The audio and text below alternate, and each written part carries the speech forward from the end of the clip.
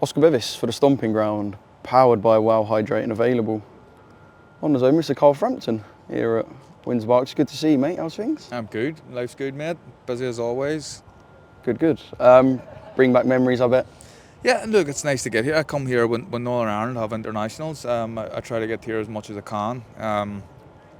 It's a stadium that I have, loads of fond memories of going to as a kid, watching Northern Ireland with my dad and stuff, and obviously I've had the fight here myself too. So it's hard to envisage that there's going to be a boxing ring in the middle of the ring at this point, but it'll happen. And once that does happen and it starts to build a little bit more, it's going to get even more exciting. You're going to tell me you was there when David Healy scored against England, aren't you? I wasn't. Oh, okay. But I was in the house watching it. That was one of the ones where it was difficult to get tickets. That was before you were Mr. Belfast. Before you could, ask for a few favours and get them. So I was only a kid, so I watched it on the TV. But I remember the whole street running out the door and celebrating like we just won the World Cup. Unbelievable. I was here when he scored a hat-trick against Spain. We beat them 3-2. Casillas in nets. Not bad. It's all right, isn't it? Yeah. Putting a hat-trick past Casillas. Just for you, how far away were you from Windsor Park? How far? How far away were you growing up? Oh, growing up, as the bird flies, a mile and a half. Oh, mad, yeah. Something like that. Lewis is even closer. So this is South Belfast. Lewis is Sandy Row, which is South Belfast. I'm north, but Belfast, as you know, is a small city. So I'm kind of that direction. I was just wondering if you see kind of any similarities, because when I was speaking to Lewis, I said to him, let's talk a bit about kind of you growing up in Belfast and your history here. And he said, I used to run past Windsor Park and go, God, imagine one day I could fight there, and want it but never really think it could happen. Was you like that? Did you used to envisage a fight? No, not until, people used to say that this was a childhood dream of mine, to fight at Windsor Park. It wasn't, because what child thinks that they could do that one day?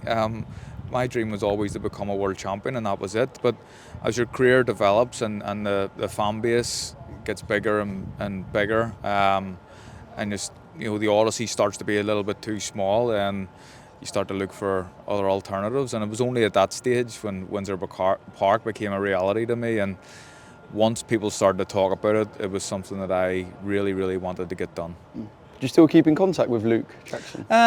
We have each other's every now and again. Yeah, he's not a bad fella. I remember him coming over and being really top bloke. Yeah, sound.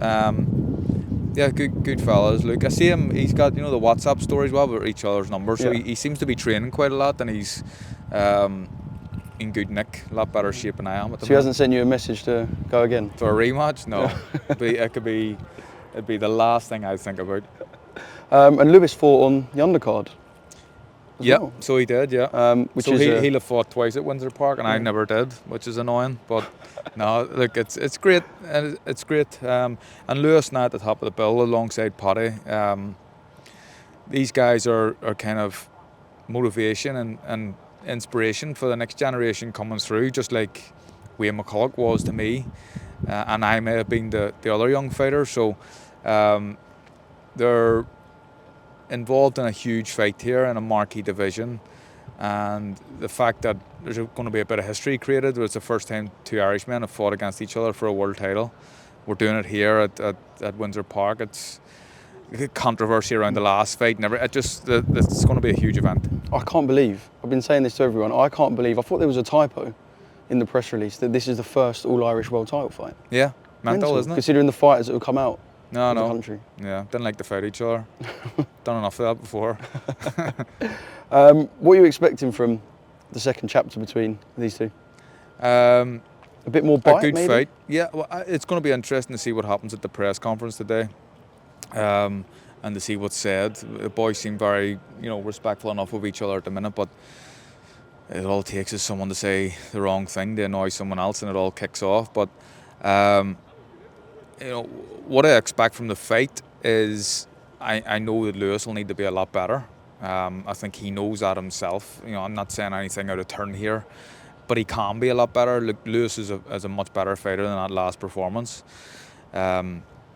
So he'll need to change a few things, certainly. But he can do that, but it's a difficult fight for both guys. Do you think Lewis walked away feeling like he'd lost that night? Just because of the public perception? Yeah, maybe. I mean, you would need to ask him that, but there was I'm sure, on social media and stuff, there's a lot of people, as what happens on social media, everyone has an opinion, don't they? And they like to give boxers grief when they can, makes them feel hard about themselves for a couple of minutes. So I know there was a lot of negative stuff fired in Lewis's direction, so hopefully he was sensible enough just to not read into it too much. Yeah, can't wait. September the 13th, bring it on. I spoke to you last time in the week of Usyk Dubois, just looking back now and at the fallout. The main focus really has been around this party that we've seen footage from. What was your initial reaction when you saw that first video of kind of the phones in Dubois' face and what seemed a bit celebratory? Yeah, it was weird. I don't really know. It's all a bit strange, wasn't it? Who has parties? Don Charles called it a gathering, and whether it's a party or a gathering, it was still a little bit strange. But maybe I know Daniel's dad pulls a lot of the strings and he makes a lot of the decisions and what goes on in Daniel's career and life. But maybe Daniel's the person that the dad thought that this was going to help, have people around, almost like hype men. Well, apparently it was what they done. They said for the Anthony Joshua fight. Yeah, so. well, I suppose you don't change things then, and it worked out in the AJ fight. But what concerned me most was how late he turned up to the venue, and it all just seemed a little bit rushed. Yeah, but obviously they'll need to have a full debrief and look at what happened in the lead up to that fight. Look, it's not something that was going to change the outcome of the fight, and I think it's unfair to say so, and a little bit unfair on Usyk, who is unbelievable and was unbelievable on the night. But there needs to be a bit of an investigation in the Team Dubois as to what they do going forward. Is it a hard dynamic to get too involved in from anyone on the outside? Obviously, I know they've put their trust in Don Charles, Dan's dad specifically. But when you've got a father and son dynamic, is it quite, I guess... It's difficult. Yeah, I think it is difficult, and it's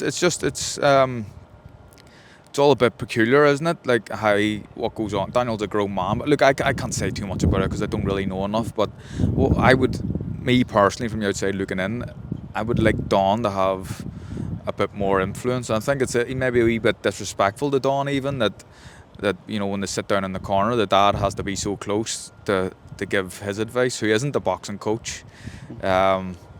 But maybe that's what Daniel needs for whatever reason. But I would just like Don, who's a very, very good coach specifically for heavyweights, to be the sole voice in that corner and the person that Daniel can rely on. Do you think Daniel quit? I know it's a strong word, but it's been. Look, I'm not going to say it. I can get why people are saying that, but first of all, when the second shot landed, to even be in a position to get up, he done well to do that. I thought he was knocked out cold.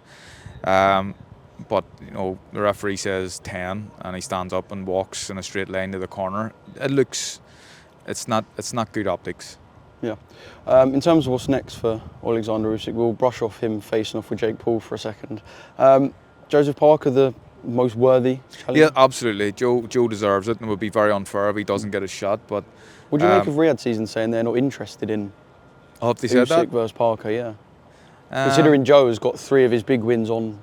Yeah, I mean, each to their own, really. But it just sounds like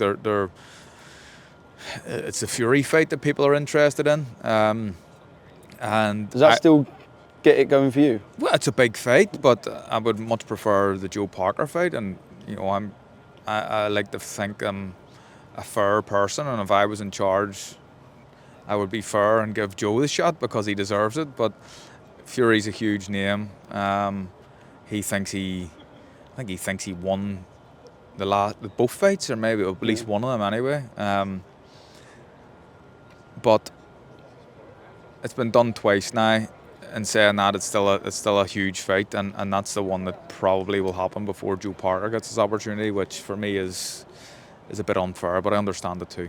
What about the potential of Moses kind of, I say, skipping towards the front of the queue, considering he hasn't fought perhaps your elite world level heavyweight yet, but I know there's real interest in kind of perhaps seeing Moses jump in quite quickly in a fight with Usyk. We need to see what he's like in his fight against Dillian White, but Moses is a quality fighter, no doubt in my mind, a future star of the heavyweight division, but he's still young, he still needs to be tested, and we need to see what he's like when he gets hit on the chin and what he's like in the second half of a fight. But I think the kid is the future. I think he's unbelievable. And it'll only be a matter of time before he's in a position to fight for world titles. Final one, what do you and make not just of, fight for and win them as well. Like that's the thing. It's okay getting in a position to fight for a world title, but being able to win it. And Moses, if Moses isn't a world champion, at least, I mean, I expect the kid at some point in his career to be an undisputed champion. Yeah. Final one, what did you make of Jake Paul kind of giving his spiel about what he's going to do to Anthony Joshua at the weekend, or the weekend just gone? I don't think I'm a Jake Paul basher or anything like that, and I'm not like, there's a lot of other guys that are, but it's a fight that he can't win. And how many times would they have to fight for? German people say if you fought 1,000 times, he might win once. How many times would they have to fight? 1,000 times he wouldn't win.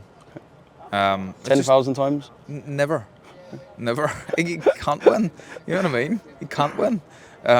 Do you think he's just been looking for this because there was the Canelo talk? Has he just been looking for the one big cash out against the big name? I don't know. I mean, how much money does he need? He's got so much money, Jake Paul, and it literally, it just puts an end to his career, you know what I mean?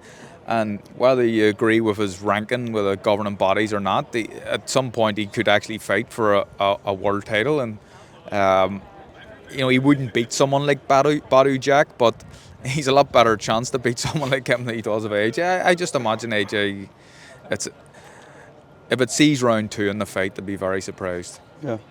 And that's no disrespect to him. This is a guy who's an Olympic champion, and this is a guy who, is a YouTuber, but I don't like to call him that anymore because he is trying and he's doing proper training camps and he's trying to improve, and he has improved actually as a fighter, but he can't beat AJ. But if you're AJ and someone's throwing you whatever money, it's almost like name your price. You go, why not?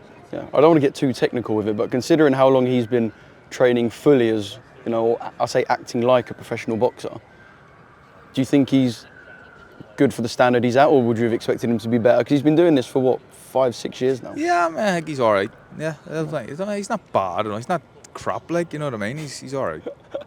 We'll leave it at that. Carl, you're the man. Thank you. Thanks, man.